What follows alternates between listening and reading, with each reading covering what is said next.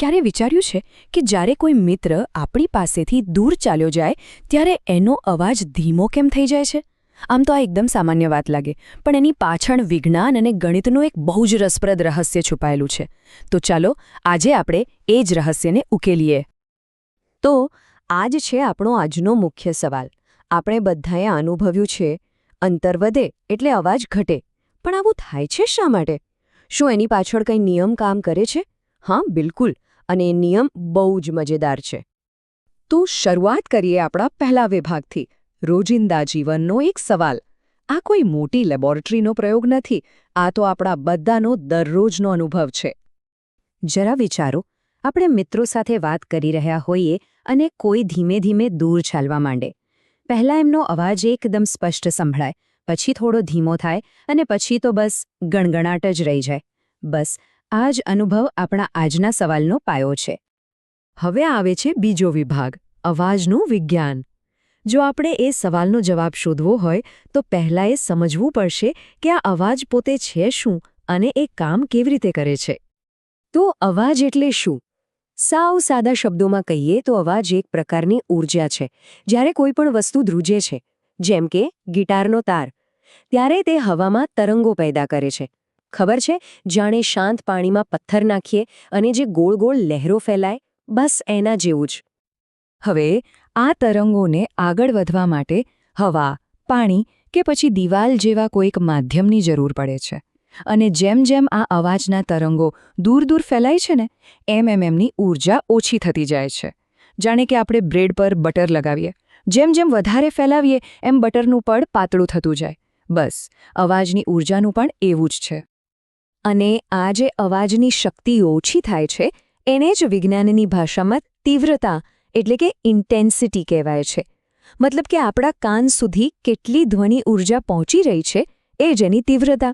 અને આ શબ્દ આપણા સવાલના જવાબ માટે બહુ જ અગત્યનો છે. અને અહીંથી જ વિજ્ઞાન અને ગણિતનું એકદમ સુંદર જોડાણ શરૂ થાય છે.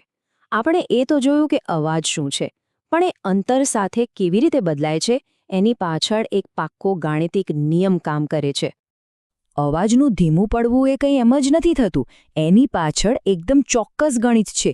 એક એવું સૂત્ર છે જે અવાજની તીવ્રતા અને અંતરને એકબીજા સાથે જોડે છે. અને એ જ આપણા રહસ્યને ઉકેલશે. અને આ રહ્યો એ જાદુઈ નિયમ, વ્યસ્ત વર્ગનો નિયમ અથવા ઇન્વર્સ સ્ક્વેર લો. હવે નામ થોડું અઘરું લાગે, પણ વાત એકદમ સહેલી છે. વ્યસ્ત એટલે ઊંધું. જેમ અંતર વધશે એમ તીવ્રતા ઘટશે. અને વર્ગ એટલે કે આ ઘટાડો સાધારણ નહીં હોય, પણ અંતરના વર્ગના પ્રમાણમાં, એટલે કે બમણી ઝડપથી થશે. ચાલો આને એકદમ સિમ્પલ રીતે સમજીએ. માની લો કે તમે કોઈ સ્પીકરથી થોડા દૂર ઊભા છો. હવે જો તમે અંતર બમણું કરી દો તો અવાજની તીવ્રતા અડધી નહીં પણ સીધી ચોથા ભાગની થઈ જશે. આ જ કારણ છે કે અવાજ આટલી ઝડપથી ધીમો પડતો લાગે છે. સારું, નિયમ તો સમજી લીધો, પણ શું ખરેખર જીવનમાં પણ આવું જ થાય છે? ચાલો હવે આપણે પુરાવા જોઈએ. એક નાના પ્રયોગના પરિણામો પર નજર કરીએ જે આ નિયમને સાબિત કરે છે. આ ટેબલ જુઓ. જ્યારે અંતર માત્ર 1 મીટર હતું ત્યારે અવાજની સ્પષ્ટતા 10માંથી 10 હતી, એકદમ ક્લિયર. પણ જેવું અંતર વધીને 20 મીટર થયું તો સ્પષ્ટતા ઘટીને માત્ર 2 પર આવી ગઈ.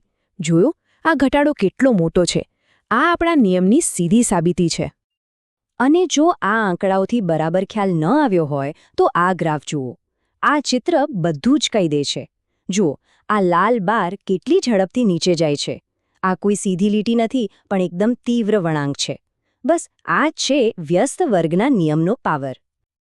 તો આ બધું જાણીને ફાયદો શું? આ વૈજ્ઞાનિક અને ગાણિતિક નિયમ આપણને રોજિંદા જીવનમાં ક્યાં કામ લાગે છે? ચાલો હવે સિદ્ધાંતને વાસ્તવિક દુનિયા સાથે જોડીએ. કોઈ મોટા ખાલી હોલમાં અવાજ કેવો ગુંજે છે, બરાબર ને? ક્યાંક બહુ જોરથી સંભળાય તો ક્યાંક સાવ ધીમો. પણ એક સારા થિયેટર કે ઓડિટોરિયમમાં આવું નથી થતું. ત્યાં તો છેલ્લી સીટ પર બેઠેલી વ્યક્તિને પણ અવાજ એકદમ સ્પષ્ટ સંભળાય છે. આ કોઈ જાદુ નથી. આ કમાલ છે એકોસ્ટિક એન્જિનિયરિંગનું. એન્જિનિયરો આ જ વ્યસ્ત વર્ગના નિયમનો ઉપયોગ કરીને બધી ગણતરી કરે છે. સ્પીકર ક્યાં મૂકવા, દિવાલો પર કેવા મટીરિયલ લગાવવા જેથી પડઘા ન પડે, આ બધું એટલા માટે કે દરેકને એક સરખો અને સ્પષ્ટ અવાજ મળે. તો આ આખી વાતનો સાર શું છે? સાર એ છે કે આપણી આસપાસ જે કંઈ પણ બને છે, જેમ કે અવાજનું ફેલાવું, તે એમ જ નથી થતું. તેની પાછળ ગણિતની એક સુંદર વ્યવસ્થા કામ કરે છે. એમ કહી શકાય કે કુદરત ગણિતની ભાષામાં વાત કરે છે, અને આજે આપણે એનો એક શબ્દ સમજ્યા.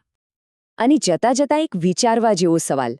આ જ નિયમ એટલે કે વ્યસ્ત વર્ગનો નિયમ ફક્ત અવાજ માટે નથી, એ પ્રકાશ અને ગુરુત્વાકર્ષણ બળ પર પણ લાગુ પડે છે.